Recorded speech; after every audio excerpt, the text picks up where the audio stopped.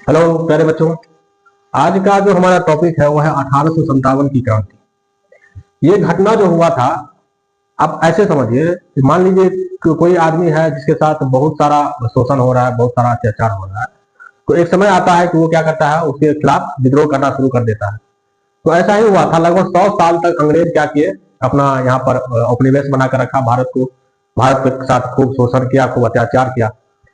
तो उसी समय एक भारत के सिपाही जो थे अंग्रेज के पास काम करते थे, अंग्रेज के सिपाही में भर्ती होते थे। तो क्या हुआ, बैरकपुर में एक छावनी थी जहाँ पे सिपाहियों का बटालियन था। तो वहां पे एक अफवाह उड़ा कि एक नया बंदूक आ रहा है जिसका नाम है एनफील्ड राइफल।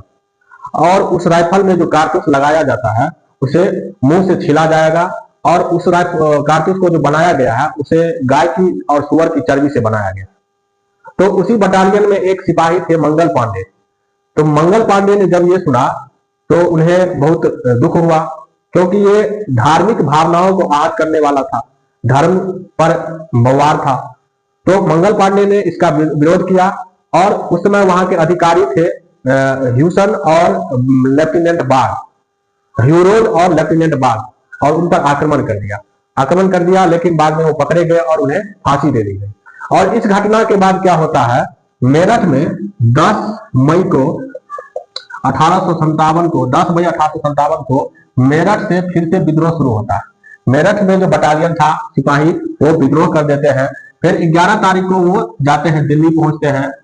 और दिल्ली पहुंचकर 12 तारीख को वहां के मुगल का जो अंतिम बादशाह थे बहादुर शाह जफर, जिन्हें बहादुर शाह द्वितीय भी कहा जाता है, बहादुर शाह द्वितीय, उन्हें कहा गया कि आप हमारा नेता बनिए, हमारे जो विद्रोह है उसका नेतृत्व करिए और हम अंग्रेज के खिलाफ विद्रोह करेंगे। बहादुर शाह जफर को मजबूरन उनका नेतृत्व करना पड़ा, लेकिन वो बहुत ज्यादा एज हो गया था, उनका 82 साल उम्र था। तो वास्तविक जो नेतृत्व किया वो उनका सेनापति था बख्त खां। उनका सेनापति था बख्त खां, उन्होंने वास्तविक नेतृत्व किया। तो 12 तारीख को ये घटनाएं हुई। दिल्ली पहुंचकर सिपाहियों ने बहादुर शाह से अपना नेतृत्व मांगा। फिर धीरे धीरे अलग अलग क्षेत्रों में ये विद्रोह को आगे बढ़ाया गया। जैसे लखनऊ में बेगम हजरत महल ने किया, कानपुर में तात्या टोपे और नाना साहब ने इसका विरोध किया। बिहार में सबसे ज्यादा इंपॉर्टेंट है, बिहार में जो है बाबू वीर कुंवर सिंह ने इसका नेतृत्व किया।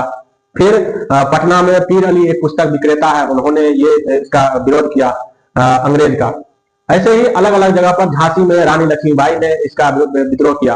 तो अलग अलग क्षेत्रों में इसका विद्रोह शुरू हुआ। लेकिन अंग्रेज के जो अलग अलग अधिकारी थे उन्होंने अलग अलग क्षेत्रों में इस विद्रोह का दमन किया और बाद में जाकर यह विद्रोह जो है वो समाप्त हो गया। 1858 में जाके यह विद्रोह समाप्त हो जाता है। और उसके बाद कंपनी से शासन को हटाकर ब्रिटिश क्राउन के पास चला जाता है। मतलब भारत का जो अब शासन चलेगा वो ब्रिटिश क्राउन देखेगा, ब्रिटिश का जो रानी है वो देखेगी। तो 1857 की ये घटनाएं हुई थी।